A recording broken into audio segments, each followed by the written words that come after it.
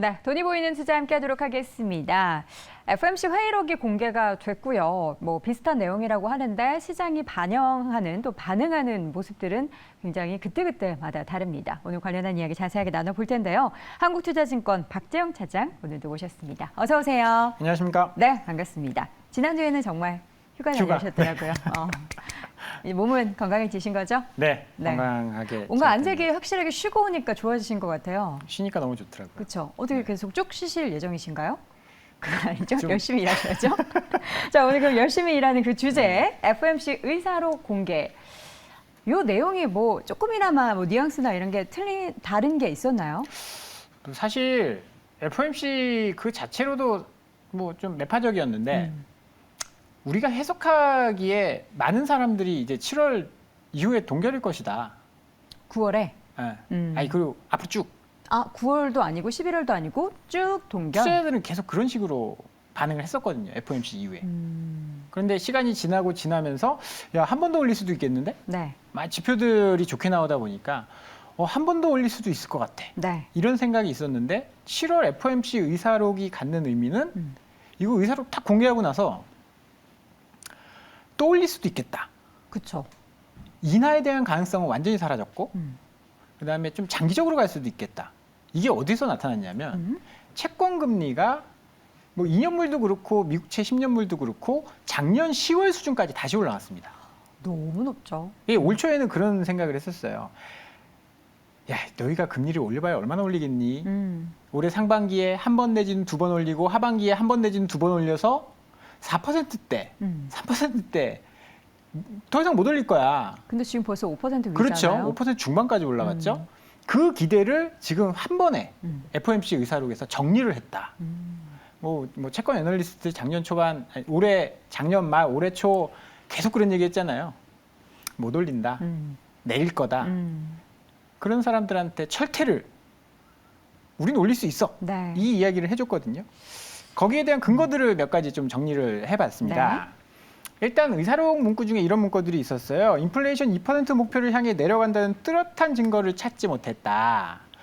지금 헤드라인이 좀 빠르게 내려가는 점들이 있었습니다.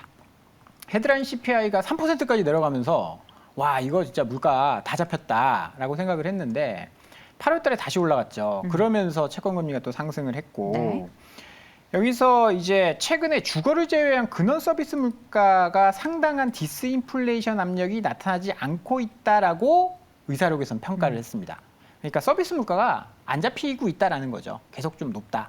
그렇게 의사록에서는 평가를 했고 명목임금도 연준의 2% 목표 달성에 부합하는 수준보다는 더 강하게 상승하고 있다. 명목임금이 4%대 상승하고 있잖아요. 이런 걸 봤을 때 우리가 목표로 하고 있는 2%에는 아직 못 미친다.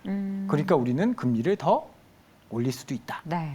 그리고 이제 연준의 책무가 이거예요. 금리를 조정하면서 물가가 너무 높아서 생기는 문제. 그리고 물가가 너무 낮아서 인플레이션이 다시 올라가는 거. 이 중간을 잘 조절하는. 물가가 너무 높아서 경기를 망치거나 네. 망치지도 않고 인플레이션 너무 못 잡아서 인플레이션이 막 날뛰게 놔두지도 않게 중간에 조절을 잘 하는 거거든요.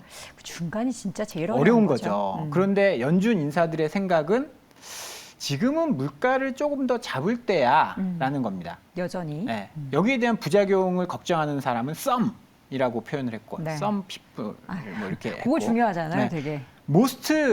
그러니까 대다수의 연준 위원들이 물가를 조금 더 걱정하고 있다. 그렇기 때문에 뭐 당연히 물가 걱정을 하는 사람이 많으면 금리를 올릴 가능성이 높다라는 거고 중요한 건 경기가 너무 좋습니다. 미국이. 중국은 엉망인데 미국은 6월 FOMC에 비해서 경기가 너무 좋아졌어요. 네. 그리고 지금도 계속 좋은 상황이고 지금 표를 보시면 지금 애틀랜타 연에서 GDP 나우라는 그러니까 앞으로 미국의 GDP 성장률을 전망하는 자료를 매주 표를 보여줍니다. 네. 저기 보시면 이번 주 월요일이었나요? GDP 나우의 3분기 그 미국의 성장률이 4%대에서 5%로 껑충 뛰어 올라서 그래서 이거 경기 너무 좋다라고 네. 했는데 어제 나온 데이터는 이게 5.8%까지 올라갔습니다. 일반적인 이제 오차 범위를 감안하더라도 평균적으로 한 1.6% 정도 오차 범위가 있다라고 해요. 그러면 5.8%에서 굉장히 안 좋게 나온다 한들 3% 전후가 나올 수 있다는 거죠. 그러면 미국은 사실 인플레이션을 걱정하는 거는 단 하나거든요. 왜냐하면 성장률을 갉아먹기 때문입니다. 네. 실질 성장률은 명목 성장률에서 물가 상승률을 뺀 게 실질 성장률이거든요. 예를 들어서 미국 경제가 5% 성장하는데 물가가 10% 오른다. 그럼 실질로 마이너스 5% 그쵸. 성장하는 거예요. 그런데 지금 GDP 성장률이 막 3%씩 이렇게 나온다? 그러면 물가 잡는데 조금 더 치중을 할 가능성이 있다라는 겁니다. 여기다가 마지막으로 이제 이런 문구들이 있었어요. 네. 주택 상승을 예로 들면서 통화 긴축 효과가 일단락됐을 가능성을 언급을 했다. 주택 가격. 네. 이게 무슨 얘기냐? 그 전에는 우리가 지금까지 긴축을 굉장히 빠르게 했잖아요. 네. 그래서 약간 비둘기파 의원들은 그런 이야기를 했어요. 너무 긴축을 빨리 했기 때문에 이 효과가 나타날 때까지 우리가 좀 기다려야 된다. 그렇죠. 시간이 필요하다. 그렇죠. 시간이 필요하다. 그런데 주택 가격을 보니까 조금 하락하는 듯 싶더니 다시 올라갔습니다.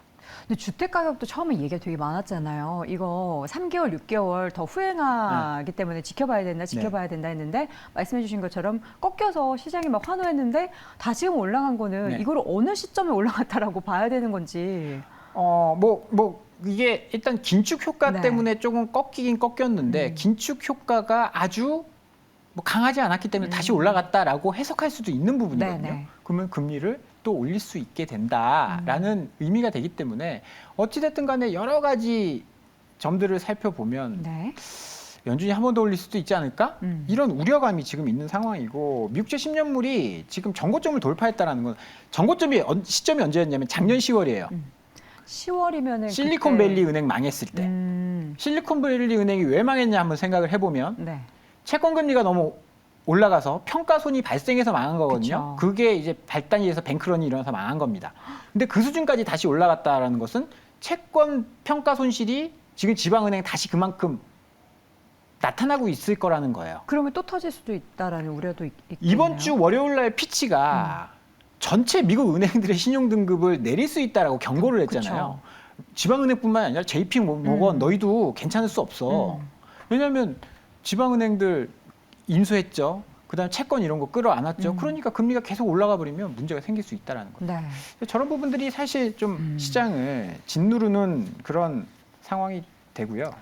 중요한 거는 이제 FOMC 의사를 공개 다음에 그다음에 바로 이제 FOMC 9월이 아니라 중간에 잭슨홀 미팅이 있기 때문에 여기에서 또 어떤 얘기가 나오느냐에 따라서 시장은 한 차례 더 급등락을 보일 것 같은데 그 텀에 시장에서는 잭슨홀이 있으니까 경계해야 돼. 그리고 또 그 사이에 보면은 엔비디아 실적 발표도 있는데 그게 사실 더 큰 화두잖아요. 네. 일단 다음 주에 엔비디아 수요일 날 실적 발표가 있고 네. 그 다음 날부터 잭슨홀 미팅이 있는데 너무 많네요. 다음 이벤트가. 주 약간 좀 리스크하다라고 봐야 되는 게 엔비디아가 올해 주가가 2배가 넘게 올랐습니다. 많이 올랐죠. 네, 100불 초반에서 400불 초반까지 올랐으니까 많이 올랐어요.